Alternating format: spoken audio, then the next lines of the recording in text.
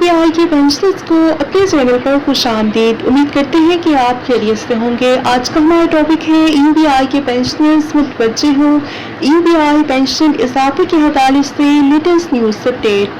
तमाम डिटेल आपके साथ शेयर करते हैं।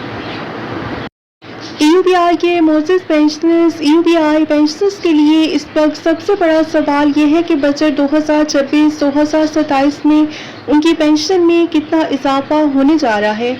इस वक्त मुल्क में UBI की कम से कम पेंशन 11,500 रुपये माहाना है, लेकिन मौजूदा महंगाई, बिजली के बिलों और अदवायात की कीमतों को देखते हुए ये रकम आटे में नमक के बराबर है।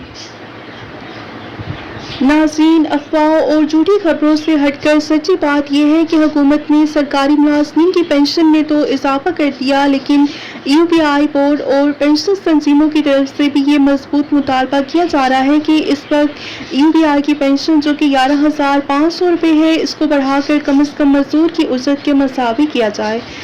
हुकूमत ने इस तजवीज़ पर गौर ज़रूर किया है, लेकिन अभी तक किसी हतमी रकम का ऑफिशियल नोटिफिकेशन जारी नहीं किया।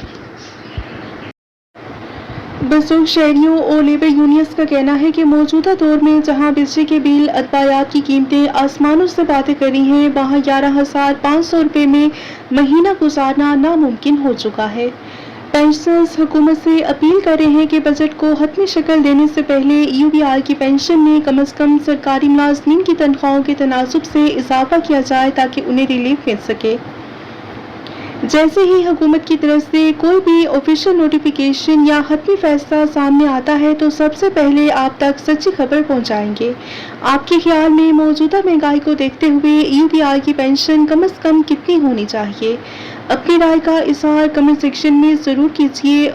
मिलते हैं नेक्स्ट वीडियो में। Till then take care. अल्लाह हाफ़िज़।